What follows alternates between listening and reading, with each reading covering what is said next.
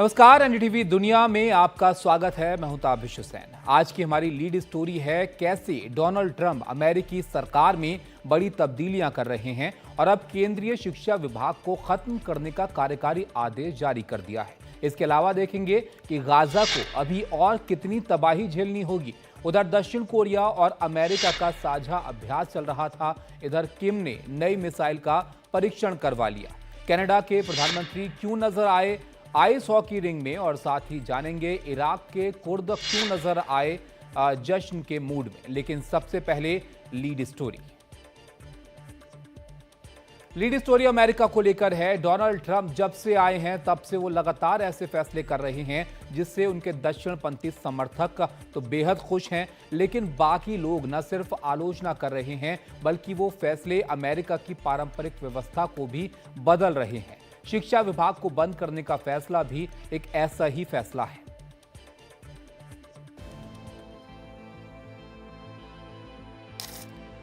अमेरिकी राष्ट्रपति Donald Trump पुराने निजाम को पूरी तरह बदल देना चाहते हैं। इसके लिए जब से उन्होंने सत्ता संभाली है, ताबड़तोड़ नए नए कानून लाकर पुरानी व्यवस्था को ठिकाने लगा रहे हैं। इसी कड़ी में अब उन्होंने केंद्रीय शिक्षा विभाग को बंद करने के कार्यकारी आदेश पर दस्तखत कर दिए हैं। We're going to be returning education very simply back to the states where it belongs, and this is a very popular thing to do, but much more importantly, it's a common sense thing to do, and it's going to work. Absolutely, it's going to work, and I can tell you from dealing with the governors and others in the state, they want it so badly. They want to take their children back and really teach their children individually. Probably the cost will be half, and the education will be maybe many times better. लेकिन ऐसा नहीं है कि Trump ने कार्यकारी आदेश जारी किया और केंद्रीय शिक्षा विभाग बंद हो गया। अभी फिलहाल सिर्फ इसकी प्रक्रिया शुरू हुई है और इस पर मुहर तभी लगेगी जब अमेरिकी कांग्रेस इसे मंजूरी दे देती है। किसी भी केंद्रीय विभाग को बंद करने के लिए राष्ट्रपति के कार्यकारी आदेश के बाद कांग्रेस की मंजूरी जरूरी होती है। फिलहाल कांग्रेस में रिपब्लिकन बहुमत तो है, लेकिन उसके 53 सदस्य हैं, जबकि डेमोक्रेटिक पार्टी के 47 सदस्य हैं और किसी भी केंद्रीय विभाग को बंद करने के लिए 60 सदस्यों की सहमति जरूरी होती है। यानी 7 वोटों की कमी की वजह से ये फैसला अटक सकता है। इसके अलावा ट्रंप के पिछले फैसलों की तरफ इस फैसले को भी कानूनी चुनौती दी जा रही है, जिससे इसकी राह और मुश्किल हो सकती है। अमेरिका में केंद्रीय शिक्षा विभाग की स्थापना 1979 में हुई। इसका मकसद था शिक्षा के लिए छात्रों को कर्ज देना। इसके अलावा निम्न आय वर्ग के छात्रों की मदद करना भी एक उद्देश्य था। वैसे तो अमेरिका के सरकारी स्कूलों में शिक्षा मुफ्त है और उसका ज्यादातर खर्च राज्य उठाता है, लेकिन प्राथमिक और माध्यमिक स्कूलों को कुछ मदद केंद्रीय शिक्षा विभाग भी देता है। तो ये समझना जरूरी है कि आखिर ट्रंप केंद्रीय शिक्षा विभाग पर ताला क्यों लगाना चाहते हैं। उन्होंने ये फैसला क्यों किया जिससे अमेरिका के कॉलेजों में हड़कंप मच गया है। दरअसल ट्रंप आरोप लगाते रहे हैं कि अमेरिका शिक्षा पर दुनिया में सभी देशों से ज्यादा पैसे खर्च करता है, फिर भी शिक्षा के स्तर के मामले में दुनिया में वो सबसे निचले स्थान पर आता है। इसके अलावा छात्रों को वामपंथी विचारधारा में रंगा जा रहा है और उन्हें भ्रामक नस्लवादी, लैंगिक और सियासी विचार सिखाए जा रहे हैं। भले शिक्षा विभाग को बंद करने की राह मुश्किल है, फिर भी ट्रंप उसकी फंडिंग और स्टाफ में भारी कटौती करके उसे भारी नुकसान तो पहुंचा ही सकते हैं।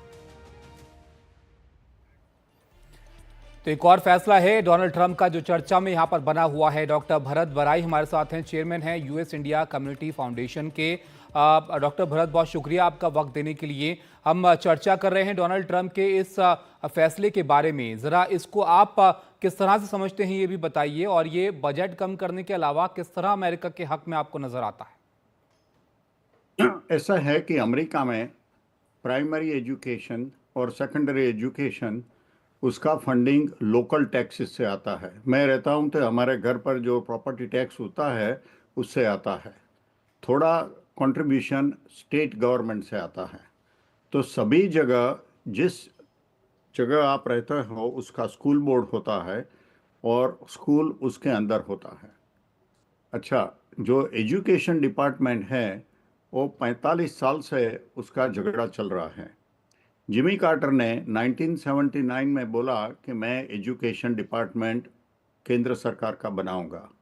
रिपब्लिकन ने तब भी उसका विरोध किया था। राष्ट्रपति रेगन जब 1980 में प्रमुख छूट गए, उन्होंने भी बोला था मुझे निकालना है। राष्ट्रपति बुश सीनियर, उन्होंने भी बोला था कि मुझे निकालना है। राष्ट्रपति बुश जूनियर, उन्होंने भी बोला था कि मुझे निकालना है। और ट्रंप ने अपने चुनाव के दरमियान भी बोला था कि उसे निकालना है। उन्होंने क्या बोला कि यहाँ 4,400 पीपल दे आर वर्किंग। अच्छा, जो राष्ट्रपति केंद्र सरकार सिर्फ 11% एजुकेशन का पैसा हैंडल करती है, 89% तो लोकल ही होता है। तो उन्होंने बोला कि इतने लोग क्यों चाहिए, और उसका मेन काम स्टूडेंट लोन है। तो बोलते हैं स्टूडेंट लोन तो ट्रेजरी डिपार्टमेंट भी कर सकता है, इसके लिए क्यों 4400 आदमी चाहिए।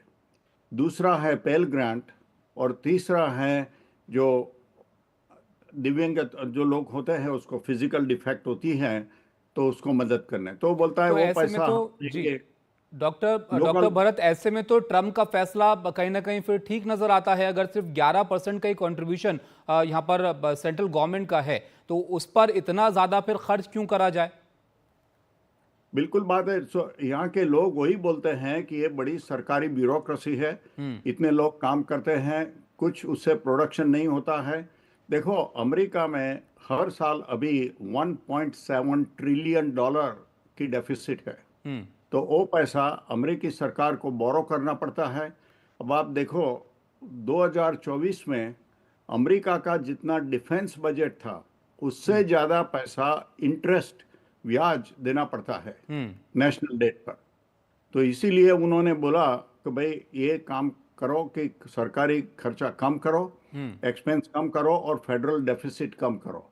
तो ये 4000 ना, अभी ये क्या है कि वो डिपार्टमेंट बंद नहीं कर सकते हैं अपने से जी, क्योंकि वो कांग्रेस ने 1979 में पास किया था। और जैसा आपने संवाददाता ने बोला कि उनको 60 सीट्स सेनेट में चाहिए, लेकिन वो क्या कर रहे हैं कि अच्छा सब रिडक्शन कर दो तो डिपार्टमेंट तो होगा। बिल्कुल। तो डिपार्टमेंट बंद करना भले ही उनके लिए चुनौती हो, लेकिन उस डिपार्टमेंट में जो खर्च है उसको जरूर वो कम कर सकते हैं अपने इस फैसले से। बहुत शुक्रिया आपका डॉक्टर भरत, हमारे साथ जुड़ने के लिए और बहुत सरल भाषा में समझाने के लिए कि पूरा मामला क्या है और किस तरह से डोनाल्ड ट्रंप का जो फैसला है वो असर करेगा। हालांकि शिक्षा विभाग को बंद करने का फैसला उन्होंने जरूर लिया है, लेकिन अभी कांग्रेस से इसको पास कराना होगा। तब देखिए कि आगे क्या इसमें होता है। लेकिन ये जो फैसला है उनका चर्चा में जरूर बना हुआ है, क्योंकि शिक्षा से जुड़ा हुआ ये मामला है। बहरहाल आगे बढ़ते हैं। लंदन का सबसे व्यस्त एयरपोर्ट हीथ्रो शुक्रवार को आग लगने की वजह से बंद रहा। एयरपोर्ट के सब स्टेशन में आग लगने की वजह से जो आसपास के हजारों घर हैं उनकी बत्ती गुल हो गई। आग की वजह से उड़ानों को रद्द करना पड़ा, जिसका असर भारत आने और भारत से जाने वाली उड़ानों पर भी पड़ा। दिल्ली के एयरपोर्ट पर लोग इसकी वजह से परेशान होते हुए नजर आए।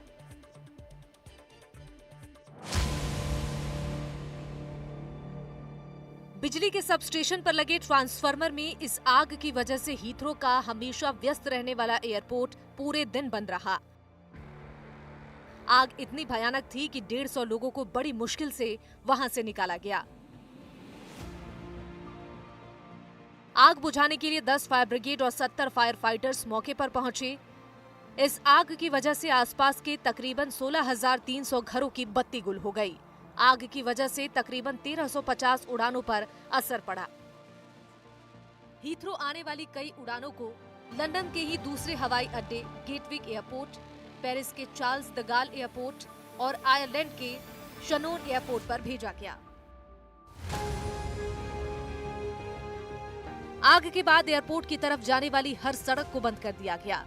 सिर्फ पुलिस ही नजर आ रही थी। हर तरफ धुआं ही धुआं दिख रहा था। धुआं कुछ छटा तो आसमान से एयरपोर्ट कुछ इस तरह नजर आया, एकदम वीरान सन्नाटा।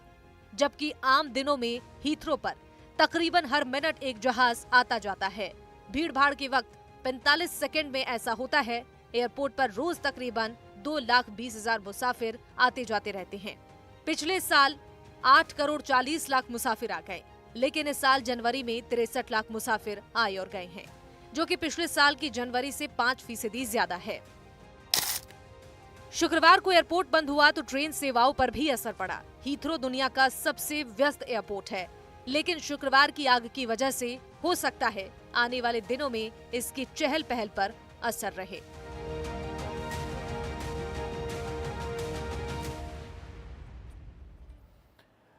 और बात इसराइल गजा की करते हैं। इसराइल ने उत्तरी गजा में एक बार फिर से जमीनी हमले शुरू कर दिए हैं। हमले के बाद हजारों लोग यहां पर जान बचाकर भागने पर मजबूर हो गए हैं। इसराइल ने कहा कि जब तक उसके बंधक वापस नहीं आते हैं तब तक वो इस तरह के हमले जारी रखेगा। उधर हमास ने भी इसराइल पर 3 रॉकेट हमले किए, लेकिन किसी नुकसान की खबर इस रॉकेट हमले से नहीं मिली है।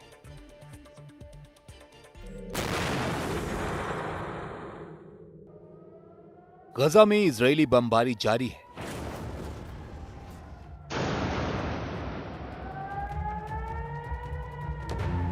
और वहां मरने वालों की कुल तादाद अब बढ़कर 49,617 हो चुकी है और 1 लाख से ज्यादा लोग जख्मी हुए हैं। गजा स्वास्थ्य मंत्रालय का कहना है कि मंगलवार से इजरायल के ताजा हमलों में अब तक 200 बच्चों समेत 591 लोगों की मौत हुई है। पिछले दिनों जिन लोगों की मौत हुई उनमें संयुक्त राष्ट्र की राहत और कार्य एजेंसी UNRWA के 5 टीचर, डॉक्टर और नर्स भी शामिल थे। 17 महीने से चल रही इस जंग में इस साल 19 जनवरी के बाद से इजराइल और हमास के बीच 2 महीने तक युद्ध विराम रहा, लेकिन मंगलवार से दोबारा इजराइल ने हमले शुरू कर दिए। अब इजरायली सेना का कहना है कि उसने जमीनी कार्रवाई शुरू कर दी है और दक्षिणी गजा में मिस्र की सीमा के पास रफा में हमास के आतंकी ढांचे को तबाह करने में लगी हुई है। इजराइल का कहना है कि जब तक हमास उसके सारे बंधक रिहा नहीं कर देता तब तक उसके हमलों में और तेजी आती जाएगी। हमास के पास अभी 59 इजरायली बंधक हैं, जिसमें से माना जा रहा है कि 24 अभी जिंदा हैं। हमास की तरफ से भी मध्य इजरायली शहर की तरफ 3 रॉकेट दागे गए, लेकिन उनमें से 2 तो खाली मैदानों में जाकर गिरे और एक को इजराइल ने नकारा कर दिया। उधर आज जुमे के दिन यरूशलेम की अल अक्सा मस्जिद में इजराइल ने कड़ा सुरक्षा पहरा लगा दिया। इजरायली पुलिस ने कहा कि अल अक्सा में 3000 पुलिसकर्मी तैनात किए गए।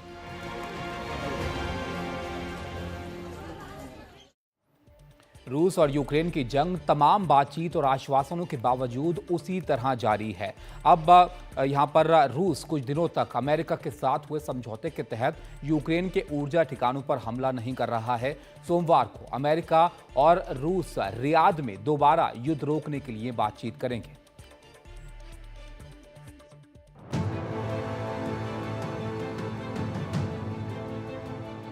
तमाम बातचीत और आश्वासनों के बावजूद रूस और यूक्रेन की जंग उसी शिद्दत के साथ जारी है। बीती रात रूस ने यूक्रेन के ओडेसा और जपोरेजिया शहरों पर जबरदस्त हमले किए। यूक्रेन के मुताबिक रूस ने 94 हवाई हमलों में 151 रॉकेट दागे और 3000 कामिकाजे ड्रोन इस्तेमाल किए। रूस ने कहा कि उसने सिर्फ ऊर्जा ठिकानों पर अगले 30 दिनों तक हमला न करने का वादा किया था, जिसे वो निभा रहा है।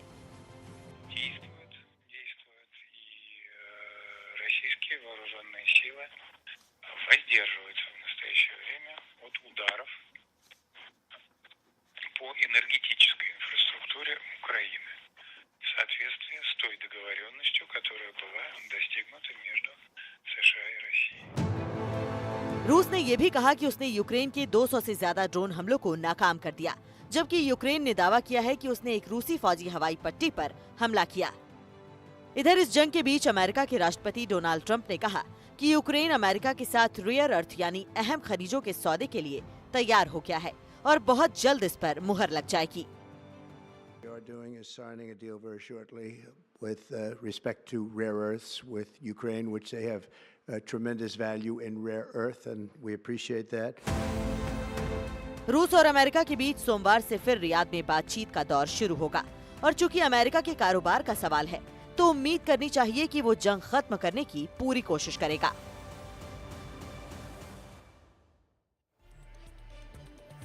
अब कुछ और खबरें जो जंग के मैदान से जुड़ी हैं वॉर जोन से। यमन में ईरान के समर्थन वाले हूथी बागियों ने इजराइल पर कल 2 मिसाइल हमले किए। इनमें से एक मिसाइल दिन में दागा गया और दूसरा शाम को। इन दोनों को इजराइल में दाखिल होने से पहले ही इजरायली सेना ने नाकाम कर दिया और किसी के घायल होने की कोई खबर इस सिलसिले में नहीं आई है। यरूशलेम में हवाई रेड के सायरन गूंज उठे और रॉकेटों की मार गिराने वाले इंटरसेप्टर्स के धमाकों की आवाजें सुनाई थी।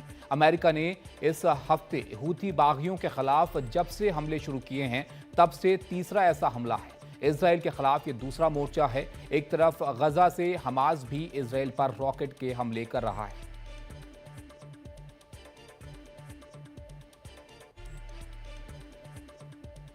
दुनिया की कुछ और अहम खबरें आपको दिखाते हैं कोने कोने से। बांग्लादेश में रह रहे म्यांमार के रोहिंग्या शरणार्थियों पर फिर से संकट के बादल मंडरा रहे हैं। म्यांमार में वहां की सेना के अत्याचार से भागकर रोहिंग्या लोगों ने किसी तरह अपनी जान बचाई और उनमें से करीब 10 लाख शरणार्थी बनकर बांग्लादेश में रहने को और मानवीय सहायता पर गुजारा करने को मजबूर हैं।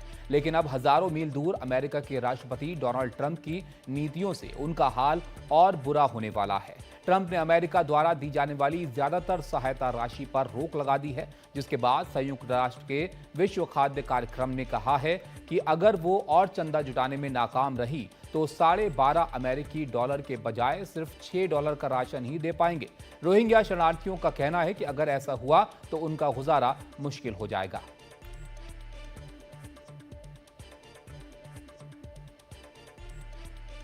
उधर उत्तर कोरिया ने आज नए एंटी एयरक्राफ्ट मिसाइल लॉन्च करने का ऐलान किया। साथ ही उसकी फौज ने अमेरिका और दक्षिण कोरिया को धमकी भी दे डाली। दरअसल अमेरिका और दक्षिण कोरिया 11 दिनों का संयुक्त सैनिक अभ्यास कर रहे थे, जिसे उत्तर कोरिया उस पर चढ़ाई की तैयारी के रूप में देखता है। एंटी एयरक्राफ्ट मिसाइलों का लॉन्च देखने के लिए उत्तर कोरियाई नेता किम जोंग उन भी मौजूद थे। उत्तर कोरिया का दावा है कि अमेरिका दक्षिण कोरियाई सैन्य अभ्यास के दौरान उत्तर कोरिया की उन सुरंगों को उड़ाने का भी अभ्यास किया गया जहां उत्तर कोरिया के परमाणु हथियार हैं। उत्तर कोरिया ने चेतावनी दी कि दुश्मनों की हर हरकत का करारा जवाब दिया जाएगा।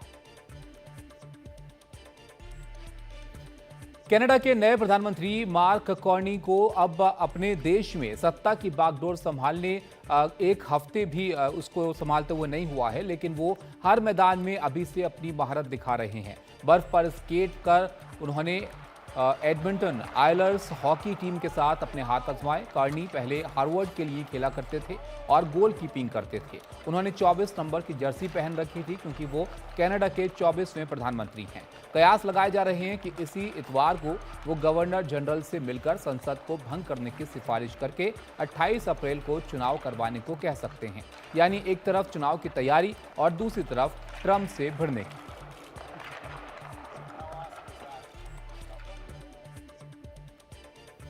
आखिर में आपको दिखाते हैं आज की तस्वीर।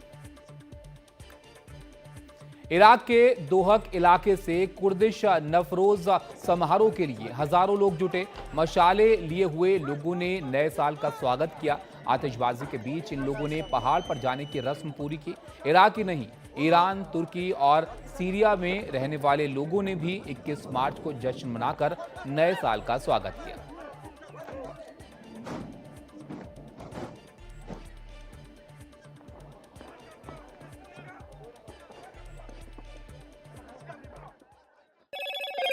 Hello, Moto.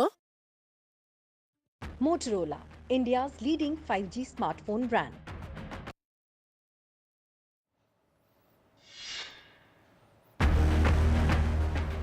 खबरों में आगे देखिए, उत्तर प्रदेश में गरमाता हुआ एक और मुद्दा, गाजी मियां का मेला, इतिहास का झमेला।